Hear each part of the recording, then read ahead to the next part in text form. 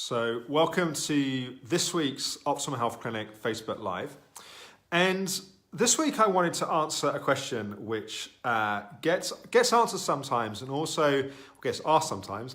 And it's also something that I often spot working with people which have been working on their recovery path for a sustained period of time, which is the idea that we almost when we first start to look at the recovery process, and we see kind of obvious things. We see like need to be in a healing state, need to work on pacing, need to work on mitochondrial function, let's say. So we start to identify various bits, and it all initially often starts to appear fairly simple.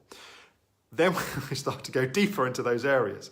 So perhaps you start to go deeper into maladaptive stress response, and you start to identify that perhaps there's been some history of trauma, and you start working on that, and then you start looking at your relationship to your emotions, and you start to discover that there's kind of a whole piece there. So it's almost like the deeper we start to get in, the more we start to discover that there are things that we potentially need to work on. We go from seeing this fairly simple map to suddenly it gets more and more, potentially more and more involved and complicated. The same thing can happen in terms of the nutrition side, that we start to look at, kind of diet and some basic supplements, and then we start to get more clarity about some of the things that are happening. And it can start to feel like there is an enormously complicated amount of stuff that could be addressed. From psychology to physical, to perhaps there's structural things, there's things in our family, there's things in our life purpose, and it can become enormously overwhelming. We can also start to think that we're not going to be well until we've dealt with all of that stuff. And all of that stuff seems so enormously overwhelming that we start to think, well, how am I ever going to get well if I have to suddenly sort all of these things out in my life? So I wanted to do a video to speak to a bit of that, and also to make what I think are some quite important points. So one of the fundamental points I want to make here is there are hundreds of millions, and one would say billions of people on this earth which are deeply screwed up psychologically, which are basically well and certainly don't have ME chronic fatigue. There are also people that have all kinds of unhealthy or dysfunctional ways of living which don't have fundamental issues in terms of energy. Now, obviously, that can be incredibly irritating and annoying if one's on the recovery path. But also it kind of begs an interesting question of, do you need to resolve all of these pieces, all of these different facets and elements that you see to be able to get to the point of recovery? The honest answer is no, you don't. But you will need to deal with certain key pieces that are blockers to recovery. Some things you categorically will need to resolve to be able to move to the next step of the recovery process. Other pieces you will need to make a little bit of a change or progress. But the goal is not to become the most enlightened or psychologically sorted person in the world. The goal is to deal with things enough to be able to take away the blocks to recovery and to put in place the things that are going to support recovery. Now, it may be a separate point that along the recovery path, you develop a genuine interest in health and well-being. Maybe you develop an interest in meditation or psychology or self-development. So it may be that some of this inner work that you do may be stuff that you do long beyond the recovery process, and you do because it has its own kind of innate value to it. Like if one continues to work on their relationship to themselves and their relationships to others, the relationship to family and the world, generally one's life gets better. Like there is its own innate value in doing that work. It may be in certain instances it was likely that certain pieces will be necessary for recovery, but not all of those pieces are necessary for recovery. And I think it's a really important thing to be aware of, because if we are measuring ourselves by this idea that as we go deeper into the path of healing and self-development, that we have to have all of these things sorted to recover, we become overwhelmed and we can go into achiever patterns of trying to force that, we can also become quite demoralized in terms of the healing journey, because it just starts to feel so enormous and so impossible that almost like, what's the point?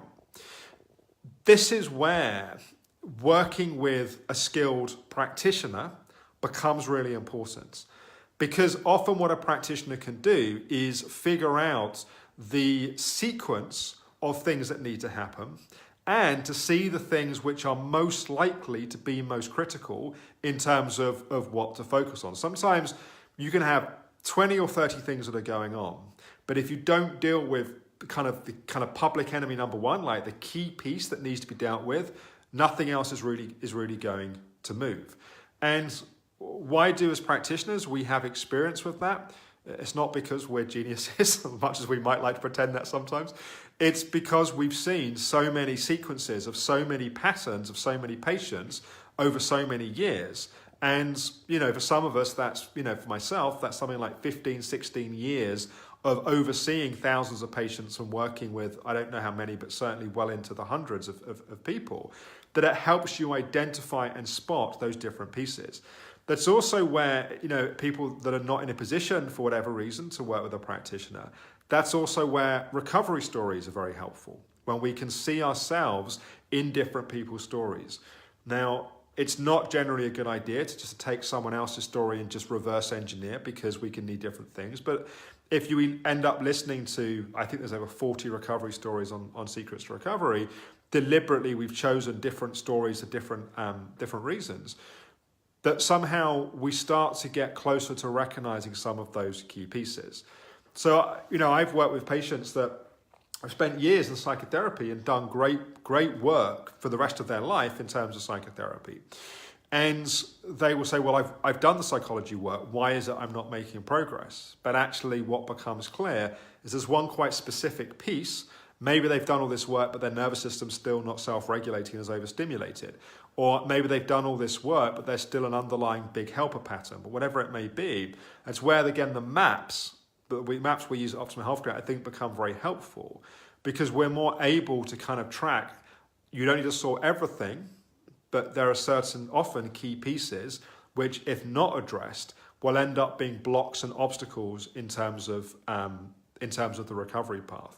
And so it's also it's also true that what's easy to do is identify something, build a logical story about why that thing might be important, and then we can end up spending, weeks, months, sometimes years, going down the track of resolving something with a very clear objective. We want support recovery, and we end up resolving that thing. We're actually no further down the recovery path. So we can end up treating symptoms, and sometimes we're not even effective in treating the symptom because we've got to deal with the thing that's causing it in the first place. But paying attention to the sequence, to the right pieces in the right way is absolutely crucial.